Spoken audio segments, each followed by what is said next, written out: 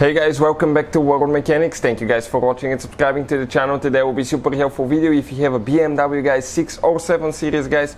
You have a 6-cylinder gasoline engine and you need to remove guys upstream oxygen sensors. I'm talking about bank 1 oxygen sensor 1 and bank 2 oxygen sensor 1.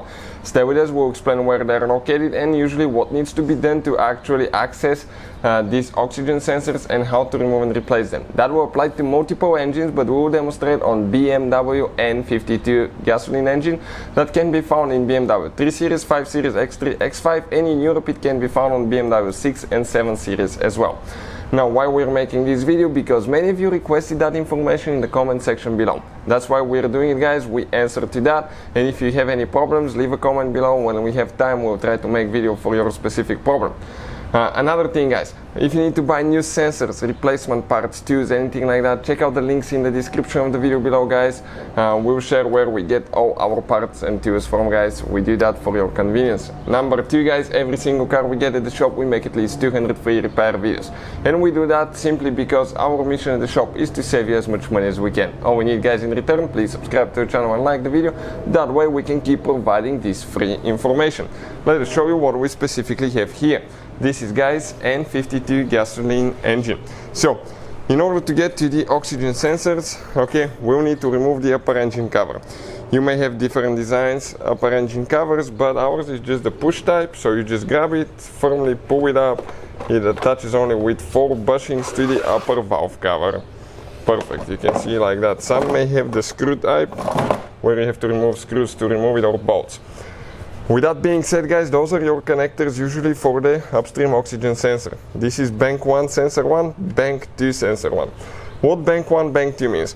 Your 6-cylinder engine guys will be usually divided in 2 halves. Cylinder 1, 2 and 3 is known as bank 1 and cylinder 4, 5 and 6 is known as bank 2.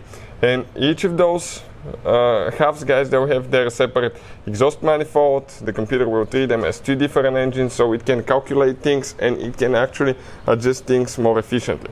So looking at it guys, okay, you're coming down there on the exhaust side, the first oxygen sensor that you see, this is bank 1 sensor 1.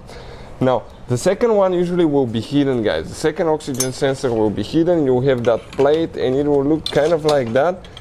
Okay, you will not be able to see much, so we removed it, and right there you have bank 2. Okay, let me move that wire a little bit of the way. Bank 2, okay, sensor 1 right there guys, this is it. So that being said guys, we'll demonstrate how to remove one of them, but both are practically the same way. First, you will need to disconnect the wiring harness. This one will be step number 1. So how you do that, you just need to get the wire. Okay, perfect, and disconnect it. Pretty simple, press down there, pull them apart. Now we need to feed the wire through the back. Great.